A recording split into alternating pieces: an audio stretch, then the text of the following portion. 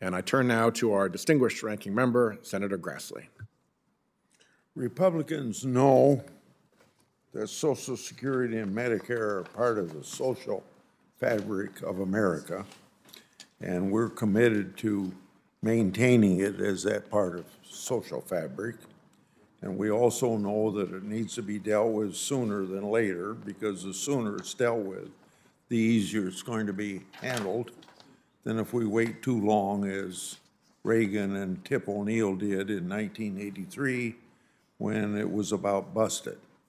But they made a bipartisan decision that probably at the time they thought it was maybe only good for a couple decades, but it's turning out to be an agreement that has kept Social Security as a sound program through at least 2033. So let's hope that we don't wait as long as they did to find a solution to it. And when we do find a solution to it, that is good for the next 60 years. So, Mr. Chairman, I thank you for holding this hearing today. Revenues to the federal government are a fundamental part of the budget and a subject that this committee ought to be studying. However, I want to stress that the fundamental problem that we have in the federal budget is not one of undertaxation, but overspending. And I hope through this day that I'll be able to show that as a necessary part of what we're doing. The last time the federal budget was balanced was in 2001. Revenues at that time were 18.9% of gross domestic product. Last year, federal revenues amounted to 19.6% GDP. Yet, we still managed to run a deficit of 1 4/10 trillion. That's because even though tax collections have increased by 2 9/10 trillion since 2001, spending has grown by 4.4 trillion. Another issue that we should address is the difference between tax avoidance and tax evasion. Tax avoidance is the legal minimization of tax liability. Tax evasion is the failure to pay taxes that everybody knows you owe, including the taxpayer. Tax evasion is a crime. Tax avoidance is legal and frequently encouraged by Congress. The tax code is full of various credits, deductions, and other incentives that are usually tied to a behavior Congress decided to incentivize. In fact, taxpayers have a right to pay only what tax is legally due. It's also important to remember that a tax loophole is an ambiguity in the law exploited in a way not intended or foreseen. It's not simply a policy with which one disagrees. When it comes to closing actual loopholes and cracking down on tax cheats, my record as a former chairman and/or ranking member of Finance Committee is second to none. One only needs to look at my investigation uncovering tax cheats in the Conservation Easement Program, and my creation of the IRS Whistleblower Office has reclaimed billions from tax fraud, to name just 2 examples. And that bill passed in 2005, I think, would add up to about $6 billion coming in as a result of that legislation. I also want to stress that the U.S. has a progressive tax system.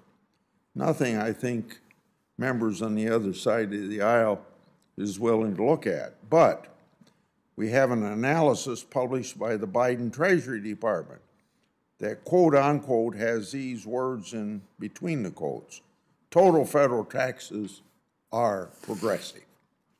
Families at the bottom of the income spectrum often have a negative federal tax liability due to refundable credits. In contrast, Those in the top 1% pay close to 1/3 of their income in federal taxes. Nonpartisan experts at the Congressional Budget Office and the Joint Committee on Taxation have come to similar conclusions. So have outside groups like the Tax Foundation and the Tax Policy Center. IRS data also bears out the progressive nature of our tax system. Based on tax year 2020 returns, the top 1% of the taxpayers by adjusted gross income paid more than 42% of the total federal income tax. Now, some people would say 42% isn't enough. I'd like to have somebody that says it's not enough. When is enough enough? I have a hard time getting an answer to that question. If it's 43%, maybe we'll join you in doing it if we can have a stop to the demagoguery that goes on arguing about that. Congress should regularly examine tax incentives, just as we should review spending programs to ensure that we're working, that they are working as we intend. If my Democrat colleagues are on the hunt for tax subsidies that benefit large corporations and the wealthy, they need look no further than the legislation that was enacted on a purely partisan basis just last August. Their ill-named Inflation Reduction Act included hundreds of billions of dollars in new or expanded tax incentives. Included in this legislation are novel new tax features such as quote-unquote direct pay and quote-unquote transferability. We had to deal with that in the 1980s and intended to be a really bad policy that 2 years later we changed. That actually made it, now this direct pay and transferability actually made it easier for corporations and wealthy investors to pay little or no tax. These provisions will not only further complicate the tax code and primarily benefit the affluent, but recent estimates suggest their costs could be far greater than Congress was originally led to believe. We helped create the tax avoidance problem, and last year's Democrat made it even worse. As one former Finance Committee chairman used to say, quote, "Many taxpayers accept complexity that favors them," end of quote. If we really want to diminish the advantage that wealthy taxpayers and large corporations have, we should address the complexity of the tax code. This is a bipartisan problem, but fortunately solving it is within our control. Thank you.